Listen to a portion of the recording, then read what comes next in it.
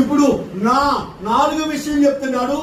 ఆయన రెక్కల నీడను నీవు ఆశ్రయించి, ఆయన రెక్కల నీడలను నీవు ఆశ్రయిస్తే, ఇప్పుడు అంటాడు మొట్టమొదటిగా సర్వశక్తిని నీడను నువ్వు విశ్రమించి, ఆయనే నా కోట, నేను నమ్ముకున్న నా దేవుడని నీవు ఆయన నీడలో ఉంటే అని అంటాడు.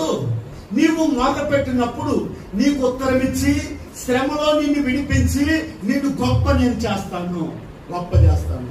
రెండవది అంటాడు ఆయన రెక్కల నీడను ఆశ్రయిస్తే, ఇప్పుడు అంటాడు మొట్టమొదటిగా ఆయన కేడేము, రాళ్ళు, కత్తి నీకు ఇస్తాడు. రెండోదిగా వేటగాని ఊరిలో నుండి నిన్ను తప్పిస్తాడు.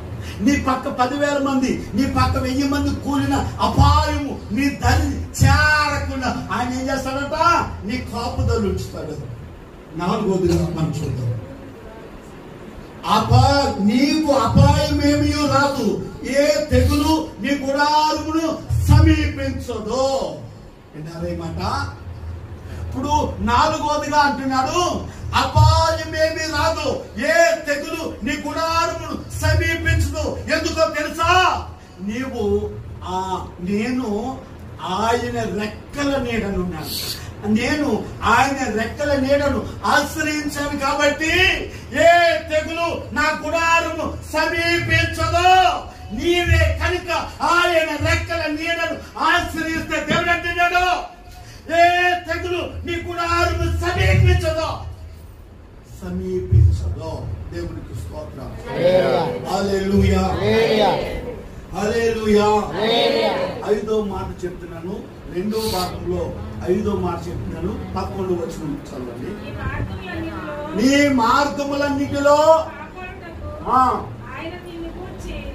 నిన్ను కాపాడుటకు ఆయన నిన్ను గూర్చి దూతలకు ఆజ్ఞాపిస్తున్నాడట. ఏం చేస్తున్నాడు చెప్పండి, దూతలకు ఆజ్ఞాపిస్తున్నాడట. జాగ్రత్తగా నా మాట నా వైపు చూస్తూ జాగ్రత్తగా. ఎలీయాజరును పిలిచి అబ్రాహాము అంటాడు, ఇదిగో నువ్వు ఫలానా దేశంలోకి వెళ్ళి ఇస్సాకు భార్య తీసుకురా అన్నాడు.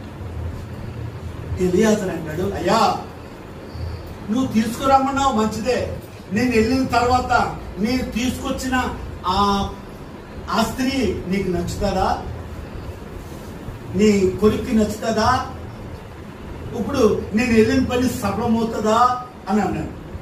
అంటాడు అబ్రాహాము అంటాడు, ఏ దేవుని సన్నిధిలో నేనున్నానో, ఏ దేవుని సన్నిధిలో నేనున్నానో ఆ